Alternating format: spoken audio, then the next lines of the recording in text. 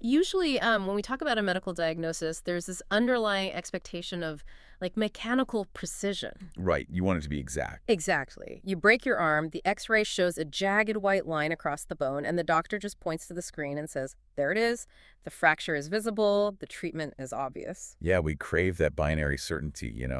We really want the human condition to be as legible as a schematic diagram. Just broken or not broken. Clean and actionable.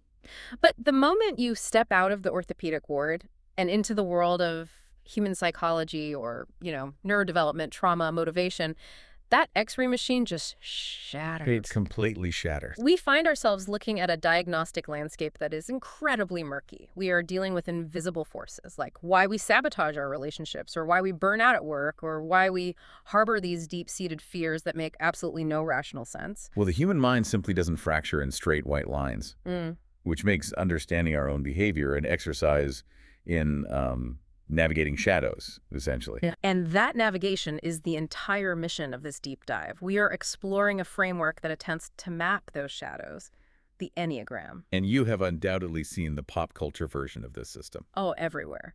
The Instagram infographics, the workplace seminars, the email signatures declaring someone as a type 4. Right, but today we are bypassing all that internet noise. We are going to examine the ancient mathematical origins of this symbol, its highly complex psychological architecture, and finally, we're going to put it under the microscope of rigorous psychometric data. We've got a massive stack of sources for you today. We are pulling from historical timelines by integrative Enneagram solutions, deep psychological guides from the Enneagram Institute, leadership applications from experts like Ian Cron and Michael Hyatt. And we're looking at a really fascinating collegiate honors thesis by Kaylee Castleen that brutally tests the system's scientific validity. It's a lot of ground to cover.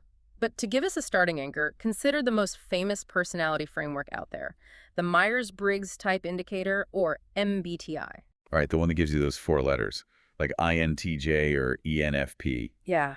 Myers-Briggs operates like a photograph. It captures the surface presentation, it categorizes how you communicate, how you organize your desk, whether you recharge your energy alone or in a crowd. So if the MBTI is a photograph of how you act, the Enneagram is an MRI of why you act. An MRI. I love that analogy. Yeah, it bypasses the external behavior to look at the internal architecture of your core motivations. 2 people can exhibit the exact same behavior, say, working 80 hours a week.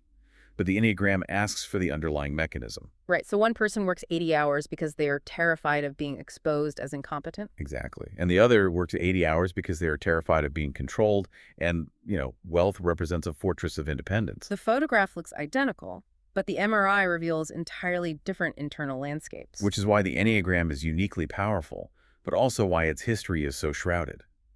Before we look at how to read this psychological MRI, we really have to address the machine itself. The actual symbol, right?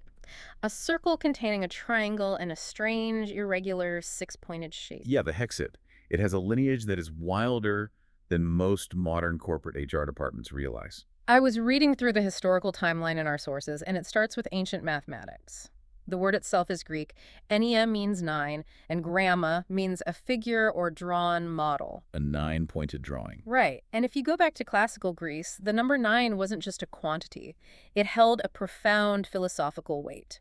Pythagoras, whom we all know for his triangle theorems, claimed that his theories of numbers as cosmic keys actually came from his time studying in Egypt. And later, Plotinus, the founder of Neoplatonism in the 3rd century CE, wrote extensively about 9 divine qualities that manifest in human nature.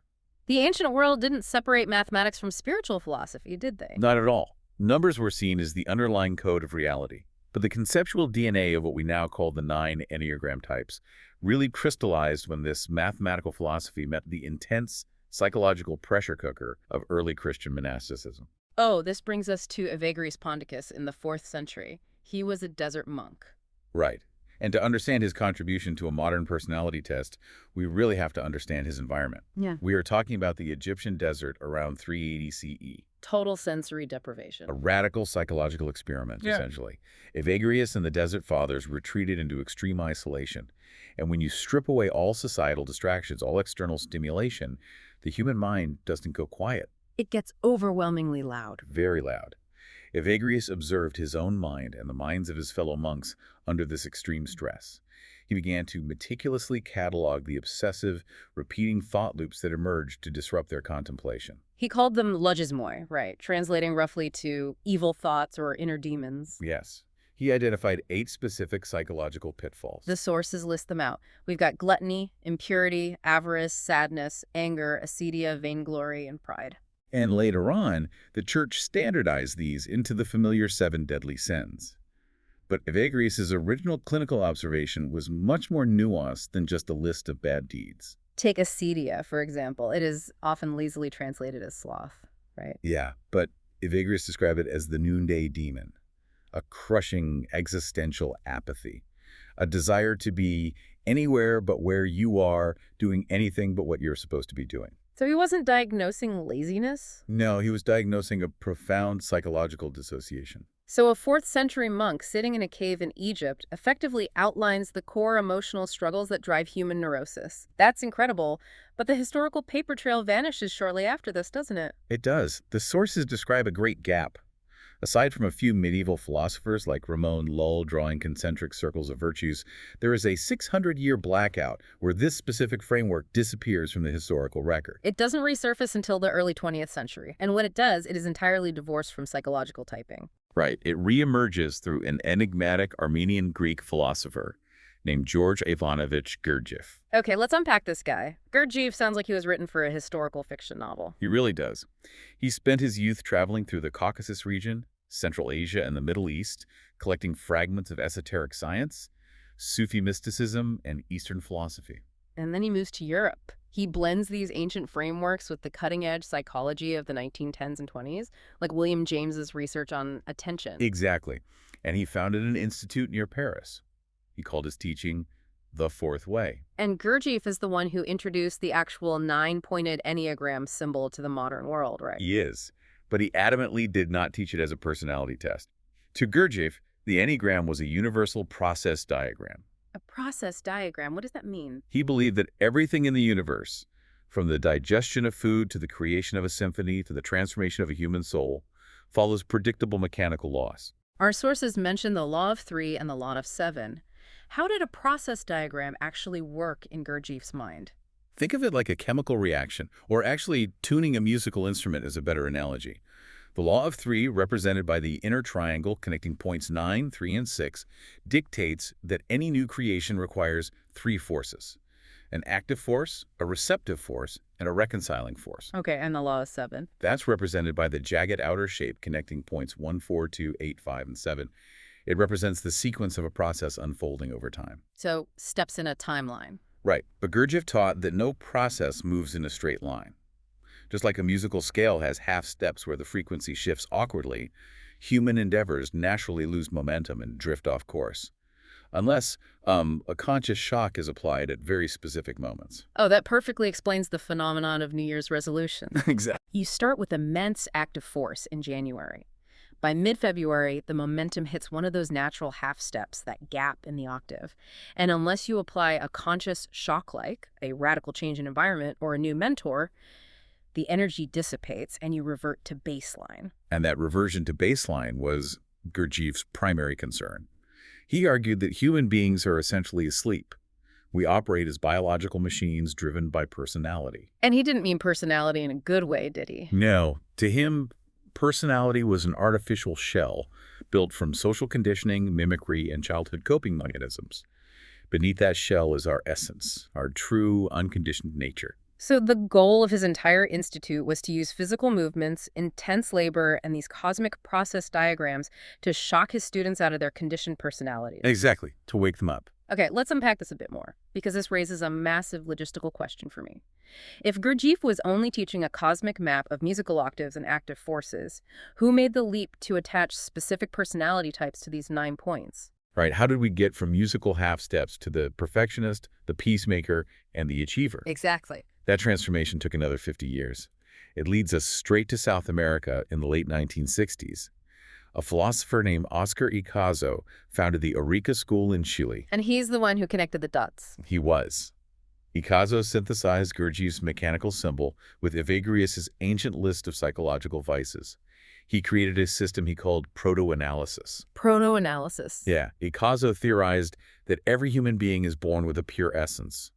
But early childhood trauma, even just mild inevitable trauma, causes the psyche to fixate on one of 9 specific defensive postures. Oh, so he mapped these 9 ego fixations directly onto the 9 points of the Enneagram symbol. He did. So Ikazo built the theoretical skeleton, he mapped the points. But the sources indicate that the system didn't gain its modern psychological depth until one of his students took that skeleton and merged it with clinical psychiatry. Right. Ikazo built the skeleton, but Claudio Naranjo put the meat on the bones. Naranjo was a highly credentialed Chilean medical doctor and psychiatrist, right? Very much so. He had an extensive background in Freudian psychoanalysis and Gestalt therapy. He studied under Ikazo, and then he traveled to the Esalen Institute in California. Oh, Esalen. That was the beating heart of the 1970s human potential movement. It absolutely was. So Naranjo took Ikazo's theoretical fixations and translated them into the rich, highly detailed clinical profiles we recognize today. The methodology Naranjo used is fascinating to me, particularly the live interview panels. Yes. Instead of just publishing a book of theories, he would gather his groups, which he called seekers after truth. He would figure out that, say, 5 people in the room all shared the same underlying fixation, like they were all what we now call type 4s. And he would put them on a stage in front of the audience and simply interview them. Just interview them about their childhoods, their relationships, their deepest fears. You have to imagine the sheer impact of witnessing that as an audience member. You are watching 5 people who perhaps have never met, from entirely different backgrounds, suddenly speaking the exact same emotional language. It's powerful. They describe the exact same feeling of fundamental brokenness, the same coping mechanism of leaning into melancholy to feel unique. The audience watched the underlying architecture of human motivation reveal itself in real time. It moved the Enneagram from esoteric philosophy into observable clinical reality. But we do need to address a persistent controversy that comes up in the sources. The channeling controversy. Yeah. Because of Naranjo's time at Esalen in the 70s, a place known for experimental therapies, certain internet circles and religious critics have claimed the Enneagram has demonic origins. Right. This stems from an interview where Naranjo stated he developed the types using automatic writing and enhanced states of consciousness. Which sounds pretty out there. It does. But it is a classic example of clinical terminology being wildly misinterpreted by a lay audience. Let's look at the actual mechanism of his work.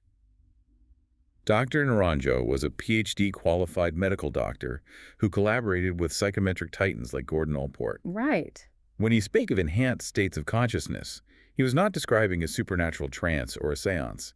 He was describing a deeply disciplined, meditative flow state. Oh, like the exact same state of hyperfocus that a theoretical physicist enters when trying to solve an equation. Or a jazz musician enters during improvisation. Exactly. And the automatic writing, that isn't a ghost guiding his hand across the paper, is it? Not at all. No. Automatic writing is a well-documented psychological technique rooted in Freudian free association. The clinical goal is to lower the conscious mind's analytical self-censoring filter. So you just write continuously without pausing to edit or critique. Yes, allowing subconscious pattern recognition to flow onto the page. Naranjo was bypassing his own intellectual roadblocks to synthesize thousands of hours of clinical observation with Ikazo's 9-point framework. He was transcribing his own subconscious expertise, not external entities. It's fascinating how a medical doctor used a mix of rigorous psychometrics and deep meditation to birth this system. And after Naranjo establishes these clinical profiles, the system quietly circulates among therapists and Jesuit priests for a couple of decades. Until a watershed moment in 1994. Right. Stanford Medical School's Dr. David Daniels and Helen Palmer host the first International Enneagram Conference. They brought the live interview panels to an academic setting, effectively launching it into mainstream acceptance. Okay, so now we know who built the modern system, but we need to look at the 9 architectural structures they actually built and how they differ from Myers-Briggs. Well, as we established, MBTI focuses on observable behaviors. It's static. The Enneagram has 9 types and focuses on underlying motivations. It's dynamic. Let's do a quick flyby of the 9 types, just to orient everyone. We're looking at their core fears, core desires, and what the sources call the message the heart longs to hear. Sounds good. Type 1 is the reformer or perfectionist. Their core fear is being corrupt or bad, so they desire integrity. And their heart longs to hear, you are good. Type 2 is the helper or giver. They fear being worthless or unloved, so they desperately desire to be wanted. Their message is, you are wanted for just being you. Type 3 is the achiever or performer.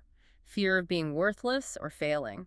They desire to be admired. And they need to hear, you are loved and valued for being yourself, not for what you produce. Type 4, the individualist or romantic. They fear being flawed or insignificant. They desire to be totally unique. Their heart message is, you are seen for who you are. Type 5, the investigator or observer. Fear of being incapable or ignorant. Desire to be competent. They need to hear, your needs are not a problem. Type 6, the loyalist or skeptic. Fear of being without support or guidance. Desire for security. Message, you are safe. Type 7, the enthusiast or epicure. Fear of being trapped in pain or boredom. Desire to be completely satisfied. Their message is, you will be taken care of. Type 8, the challenger or protector. Fear of being controlled or harmed. Desire to protect oneself. And they long to hear, you will not be betrayed. And finally, Type 9, the peacemaker or mediator. Fear of conflict or separation. Desire for inner stability.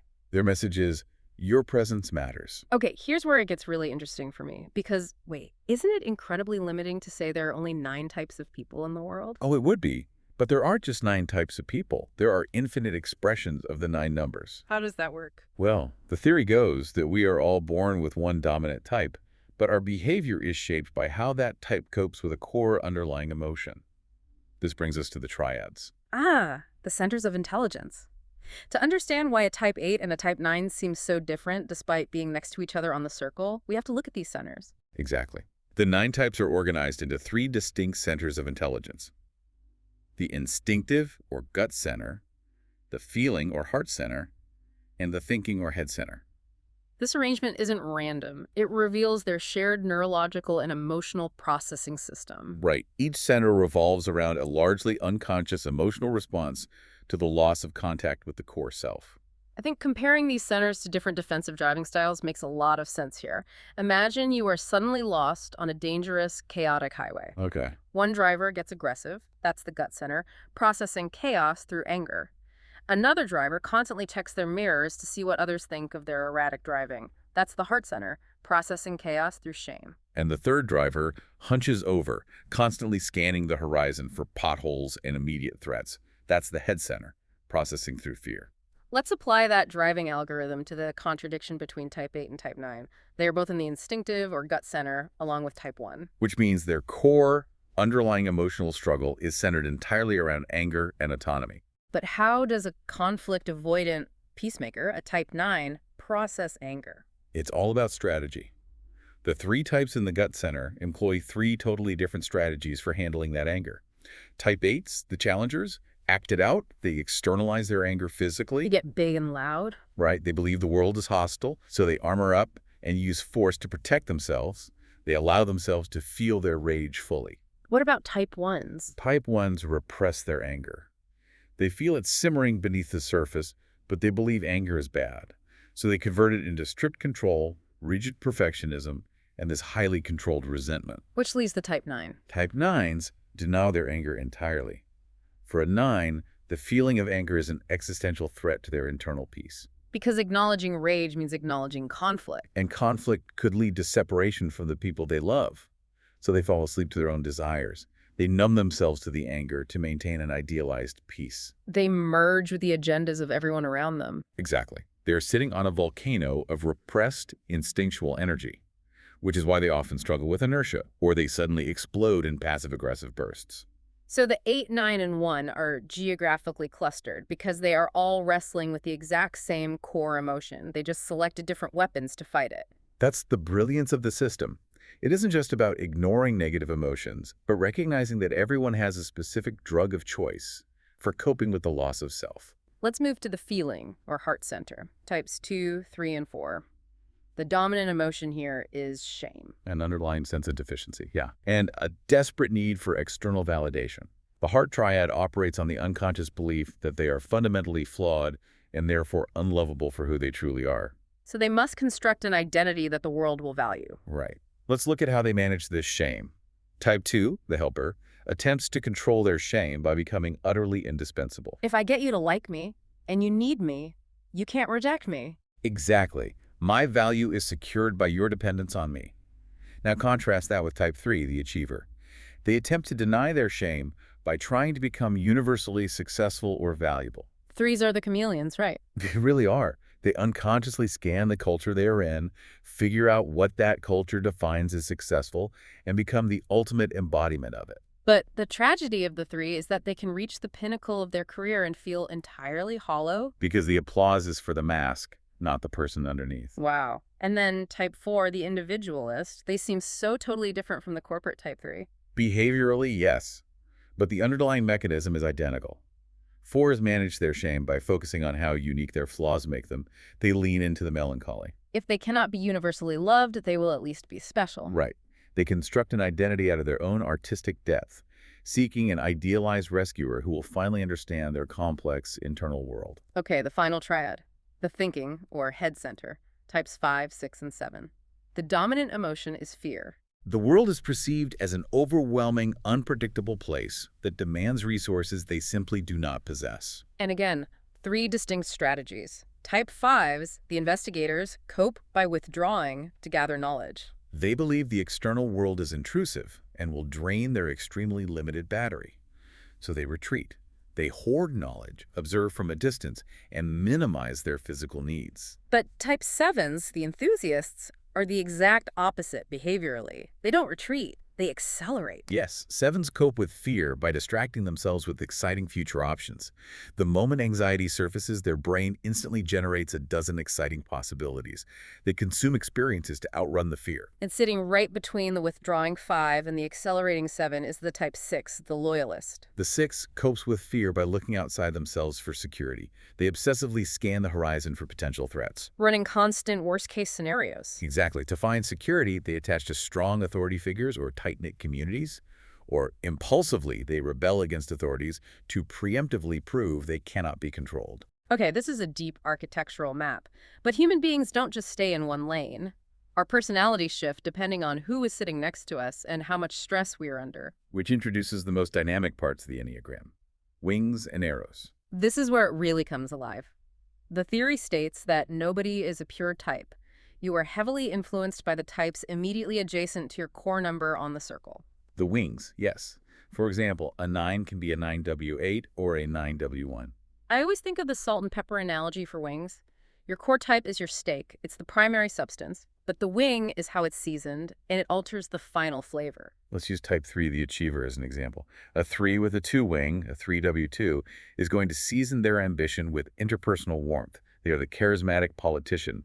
They want to succeed, but they intensely want people to like them while they do it. But a 3 with a 4 wing is a totally different flavor. Completely different. The 4 wing adds a desire for depth and originality. A 3W4 is going to be more introverted. They don't just want to be the best. They want to be recognized as a solitary genius. Same core drive, different execution. But wings only explain permanent flavors. They don't explain what happens under pressure. That's where the arrows come in, right? Yes. The inner lines of the symbol connect the types in specific sequences. These map the paths of integration, which is growth, and disintegration, which is stress. The mathematical beauty here is astounding. The sequence of the stress arrows follows the outer hexad: 1, 4, 2, 8, 5, 7, and back to 1. And as you noted earlier, that 1, 4, 2, 8, 5, 7 sequence is exactly what you get when you divide 1 by 7. It represents constant motion. So what does this actually mean for the listener? It means when your primary coping mechanism fails under stress, you subconsciously adopt the negative traits of the connecting number. Take the type 1, the perfectionist. Under stress, following the sequence 1 to 4, they disintegrate into an unhealthy type 4. They become overly dependent and needy, or dramatic and self-pitying. Exactly. They drop the stoic mask and adopt the tortured victim mask. But the arrows are also your emergency exits or your high-speed rails, depending on your stress level, right?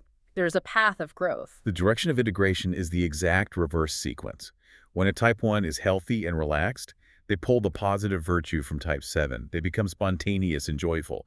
They realize the world doesn't end if a mistake is made. So we have lateral movement with wings and dynamic cross-circle movement with arrows. But there's another dimension to this system. We have to look at the Enneagram vertically. This is crucial. This is Don Risso's work on the levels of development. Because a stressed-out type 4 is different from an average type 4. Right. Risso created a continuum of 9 internal levels for each type. Healthy is levels 1 through 3, characterized by liberation and capacity. Average is 4 through 6, where you see imbalance and overcompensation. And unhealthy is 7 through 9, marked by pathological destructiveness. The levels are actually a measure of our capacity to be present, aren't they? Exactly. As you move down the levels, you become more identified with your ego and more automatic, more reactive. Moving up means waking up and having real freedom. And then we add our biological hardwiring, the 3 instincts. Self-preservation, social, and one-to-one, or sexual. Self-preservation is a focus on safety and resources. Social is a focus on belonging and adapting to community needs. One-to-one is a focus on intense stimulation and personal chemistry. When you mix those 3 instincts with the 9 passions, you get 27 unique behavioral subtypes. This explains why 2 people of the exact same Enneagram type can look totally different, like a type 5 investigator. Right. A type 5 with a dominant self-preservation instinct is the castle defender. They hoard supplies and avoid social contact to protect their energy. But a type 5 with the dominant one-to-one instinct is the secret agent. Yes, they still hoard energy, but they crave intense, singular connection. They'll open their fortress, but only for one trusted confidant. To an outside observer, they seem completely different. Does splitting this into 27 subtypes, wings, arrows, and 9 levels make the system so complex that it loses its practical utility? I would argue the exact opposite. This exact precision is what makes it so uniquely valuable in real-world applications, particularly in the workplace. Let's talk about empathy in action, using Ian Cron's work and Michael Hyatt's experiences. Megacorporations are using this: GM, Sony, Toyota, even the Oakland A's. Because the Enneagram reveals what hurts, helps, and drives team members. It destroys the natural assumption that others think like us. Let's use a real-world example from the sources. A leader might be a type 3 achiever. They're driven, fast-paced, focused on the goal. And their employee might be a type 9 peacemaker. If the type 3 leader doesn't understand the Enneagram, they might unintentionally burn out that type 9 employee by constantly pushing them for aggressive conflict resolution or rapid-fire output. Right. But understanding the Enneagram allows the leader to adjust their communication style. They learn to work with their employees' motivations rather than against them. It allows a leader to structure cross-functional groups dynamically. You need the visionary push of a 3, but you also need the risk mitigation of a 6. It provides 5 conditions for effective leadership. Self-awareness, knowing your drives, a commitment to growth, seeing the best in teammates, and committing to their growth. Okay, so it clearly works anecdotally for major corporations and individuals. But we have to ask the hard question. Does the Enneagram stand up to rigorous scientific scrutiny? This is where we bring in the Cayley-Castellane honors thesis regarding the Open Enneagram of Personality Scales, or OEPS, versus the Big 5 inventory. The psychometric reality check. The Big 5 is the gold standard for this stuff, right? It is. Yeah. It's incredibly reliable. So Castellane tested the OEPS against it, and the findings were tough. Let's talk about retest reliability first. The OEPS showed inadequate retest reliability. It had an average score of 0.68. The Big 5 scored 0.85. So if you take the Enneagram test today and then in 6 months, it's wobbly. Yeah, and it showed incredibly poor internal consistency. The average Cronbach's alpha for the OEPS was 0.46. Yikes. Compared to the Big 5's 0.80. Right, and a confirmatory factor analysis, or CFA, failed to support a 9-factor model for the OEPS. So if I'm reading this right, if you tell the computer, sort this data into 9 Enneagram buckets, the math just doesn't work. It doesn't. Now, there were some expected correlations with convergent validity. Type 1 positively correlated with conscientiousness. Types 2, 7, and 8 correlated with extroversion. Type 4 correlated with neuroticism. But overall, the OEPS failed the standard tests. It did. Other scales like the WEP-ESS, RET, and NTTM have slightly better, but still mixed scientific backing. Oh, wait, there is a massive twist in the data here that I found so fascinating. The exploratory factor analysis. Yes, tell us about the EFA. So, while the CFA forces the data into 9 predefined buckets and fails, an exploratory factor analysis just looks at the raw data to see how it naturally clusters. And what did it find? It actually revealed 3 main factors: assertiveness, people-pleasing, and passiveness. Which directly mirrors psychoanalyst Karen Horney's theory of neurotic needs. Exactly. Moving against, moving toward, and moving away from people. So while the 9-type scale fails statistically, a 3-type psychological underlying structure naturally emerged from the data. The math accidentally validated the triads. It really did. It's an incredible nuance. So what does this all mean? If the Enneagram fails standard psychometric tests like Cronbach's Alpha, should we just throw it out? I would argue no. Ugh. Objective personality tests demand static reliability, but the Enneagram is inherently dynamic. It measures fluid internal motivations. Right, which are notoriously difficult to quantify on a Likert scale. A Type 9 is going to answer a survey differently than a Type 3 just based on their desire to avoid conflict versus look successful. The instrument of the test triggers the defense mechanisms it's trying to measure. Exactly. Its value might lie less in clinical diagnosis and more in narrative therapy and profound self-reflection. Which brings us to the wrap-up of this incredible journey. We've traveled from Greek mathematicians and 4th century monks to a Chilean psychiatrist in the 60s. We explored the architecture of triads, wings, arrows, and subtypes. And finally put it under the microscope of modern statistical analysis. And remember, whether viewed as a perfect science or a philosophical map, the ultimate goal of the Enneagram is to stop sleepwalking through life on the autopilot of our childhood coping mechanisms. It's meant to wake us up. I want to leave you with a final provocative thought to mull over.